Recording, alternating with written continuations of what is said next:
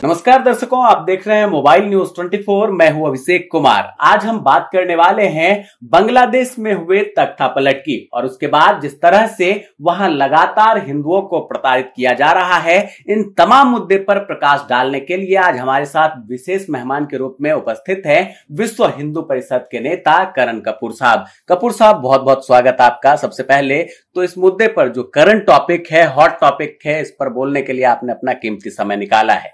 बांग्लादेश की घटनाक्रम को विश्व हिंदू परिषद किस तरह से देख रहा है, इस पूरे घटनाक्रम पर कपूर साहब क्या राय रखते हैं? नमस्कार जी। ये जो अराजकता का माहौल बांग्लादेश में फैलाया गया है असामाजिक और आईएसआई द्वारा, ये बहुत ही निंदा का विषय है कि एक खुद वहां की चुनी हुई सरकार के प्रधानमंत्री को अपना ही देश छोड़ के भागना पड़ा है।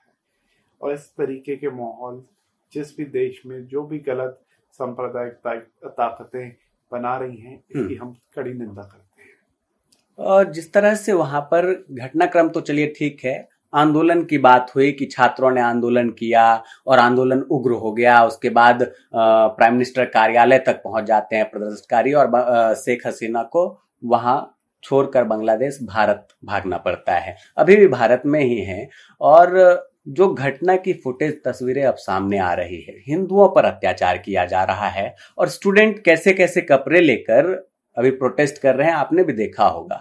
तो क्या ये आपको लगता है कि वहां के हिंदुओं पर अत्याचार करने के लिए पूरे घटनाक्रम की कहानी गढ़ी गई है?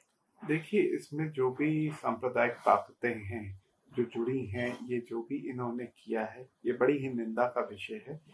ये आंदोलन शुरू हुआ था वहां की एक्सट्रीमिस्ट जो पार्टीज थी, उन्होंने ये स्टूडेंट्स के द्वारा आंदोलन शुरू किया था, जिसके ऊपर सुप्रीम कोर्ट ने उस जजमेंट को खारिज करके हाई कोर्ट की वहां पे जिस आंदोलन को खत्म हो जाना चाहिए था। पर क्योंकि ये आंदोलन सिर्फ इसलिए नहीं था कि वहां पे उनको कोई तकलीफ थी, ये बेसिकली इंटरनेशनल ताकतों के द्वारा करवाया जा रहा था कि ये आंदोलन को वो बंद नहीं होने दिया। और जिस तरीके से बंद नहीं होने दिया, ये उनका इंटरनल मैटर है, इसके ऊपर मैं ज्यादा टिप्पणी नहीं करना चाहूंगा। पर हाँ, हिंदुओं के ऊपर जो अत्याचार हो रहे हैं वो बहुत गलत हो रहा है। हमारे हिंदू मंदिरों को तोड़ा जा रहा है, हमारे हिंदू भाइयों के घरों में घुस घुस के उनको मारा पीटा जा रहा है, उनके ऊपर अत्याचार हो रहे हैं। मुझे पता चला है वहां पे माता काली का ढाका में एक मंदिर था जिसको तोड़ दिया गया है, इस्कॉन मंदिर को तोड़ा गया है और वहां पे हमारे भाइयों पे, हिंदू भाइयों पे बहुत अत्याचार हो रहे हैं। विश्व हिंदू परिषद की टोली वहां पे जो हमारी है वो काफी सक्रिय हुई है और उनसे भी हमें काफी चीजों के बारे में पता चल रहा है कि मीडिया वहां पे, हिंदुस्तान की मीडिया है नहीं और वहां की लोकल मीडिया दिखा नहीं रही है जिस तरीके से हिंदू भाई बहनों के ऊपर अत्याचार हो रहे हैं।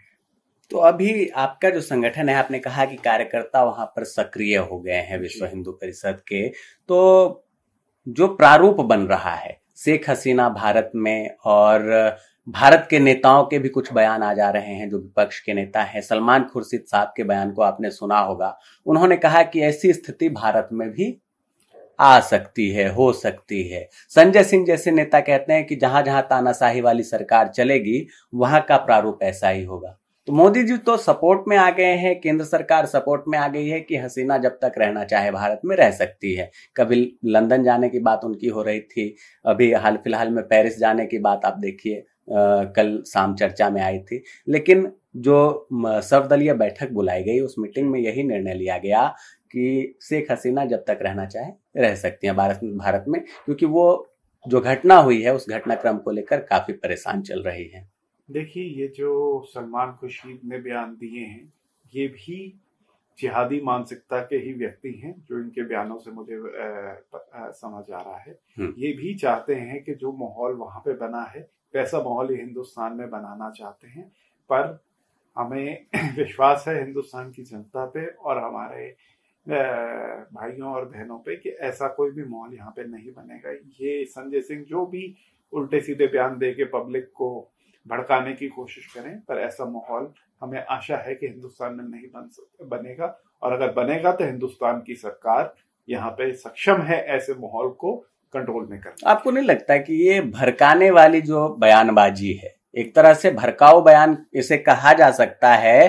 आप क्या मतलब तुल दे रहे थे कि बांग्लादेश में इस तरह का हुआ, हिंदुस्तान में भी आप ऐसा ही कीजिए? बिल्कुल, इनकी जो बयान है उससे तो यही लगता है कि ये यही चाह रहे हैं कि यहाँ पे भी प्रोटेस्ट हो, यहाँ पे भी अराजकता फैले।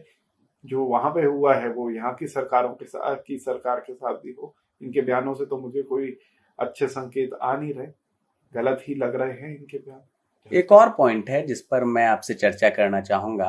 बांग्लादेश की आजादी में भारत ने अहम भूमिका निभाई थी और कुछ नेताओं को, जो कट्टरपंथी नेता हैं, अपने आप को बड़े नेता जरूर मानते हो वो, लेकिन देश के सामने उनकी छवि है, पता है कि लोग जानते हैं, जो खासतौर पर देश के लिए सोचते हैं, देश के लिए जीते हैं, ऐसे लोगों को पता है कि इनकी मानसिकता क्या रहती है, किस तरह के बयान ये देते हैं।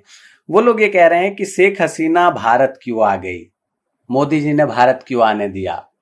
भारत, सोशल मीडिया पर तमाम तरह की चर्चाएं चल रही है। इतिहास में चाहूंगा, क्योंकि भारत और बांग्लादेश का इतिहास काफी लंबे अरसों से चला आ रहा है और एक लंबी लकीर है दोनों देशों के संबंध को लेकर। पड़ोसी देश होने के नाते जो बांग्लादेश का सपोर्ट भारत को मिलता है और भारत का सपोर्ट जो बांग्लादेश को मिलता था, साथ ही साथ आप ये भी देखेंगे कि बांग्लादेश में कोई इस तरह की बातें नहीं थी कि वहां की इकोनॉमी गिर रही हो, वहां पे अराजकता फैल गई हो, वहां के लोग बेरोजगार हो गए हो, महंगाई बढ़ गई हो। एक होता है कि ये सब जब बेतहाशा बढ़ रही हो तो आप विरोध कर लीजिए सरकार का। आंदोलन क्या, स्वतंत्रता सेनानी जो बांग्लादेश के हैं उनके बच्चों को 30% आरक्षण, और यहीं से शुरू हुई पूरी कहानी। तो ये कहानी इतनी बड़ी रणनीति बन जाएगी, आपको लगता है ग्लोबल साजिश है, इंटरनेशनल साजिश इस पूरे मामले पर है? देखिए, मैं इसके ऊपर मेरे पास कोई रिपोर्ट तो है नहीं जिसके आधार पे मैं इसकी पुष्टि कर सकूं, पर हाँ जी, जो प्राइमा फेसिया जो लगता है तो यही लगता है कि ये इंटरनेशनल ताकतें हैं जो वहाँ की गवर्नमेंट को डिस्टेबलाइज करना चाहती थी, उन्हीं के द्वारा ये सारा माहौल वहाँ पे बनाया गया है। और जहां तक के रहा कि हिंदुस्तान में उनको आने की, हिंदुस्तान और बांग्लादेश को की आज़ादी में हिंदुस्तान का बहुत बड़ा योगदान रहा था और हिंदुस्तान के साथ आज भी बांग्लादेश के बहुत अच्छे संबंध हैं। और अगर हमारे हिंदुस्तान की और हिंदुओं की संस्कृति तो यही कहती है कि तकलीफ में जो भी हो, वो भले किसी भी मजहब के हों, हम उनका सहयोग जरूर करते हैं। आज उनके ऊपर बांग्लादेश की एक्स प्राइम मिनिस्टर के ऊपर जो ये विपत्ति का समय आया है, तो हिंदुस्तान उनका साथ दे रहा है और देना भी चाहिए। यही हमारे संस्कार और हमारी संस्कृति। बिल्कुल, हिंदुस्तान की जो नीति है वो वसुदेव कुटुंबकम की रही है और इसी नीति के तहत जो भारत के जितने भी नेता हैं, आप देखिए सर्वदलीय बैठक में हर किसी ने ये कहा कि सरकार का जो फैसला होगा हम उस फैसले के साथ हैं, सरकार जो चाहेगी हम उस निर्णय को मानने को तैयार बैठे हैं। पाकिस्तान पर थोड़ी सी हम चर्चा आपसे करेंगे। पाकिस्तान काफी खुश है इस पूरे घटनाक्रम को लेकर। देखिए, पाकिस्तान के खुश होने की बजाय पाकिस्तान जाने, हो सकता है इसमें पाकिस्तान का बहुत बड़ा हाथ हो। हाथ नहीं, पैर भी है और आप कह सकते हैं सर तक है। मैं तो खुले तौर पर कहता हूं कि इस पूरे घटनाक्रम में आप भले ही कहने से बचे, चीन, पाकिस्तान और जो अंतर्राष्ट्रीय शक्तियां है जो भारत के विरोध में, बांग्लादेश के विरोध में काम करती है, ऐसी शक्तियों का हाथ, पैर और सर तक पूरा सारा चीज है।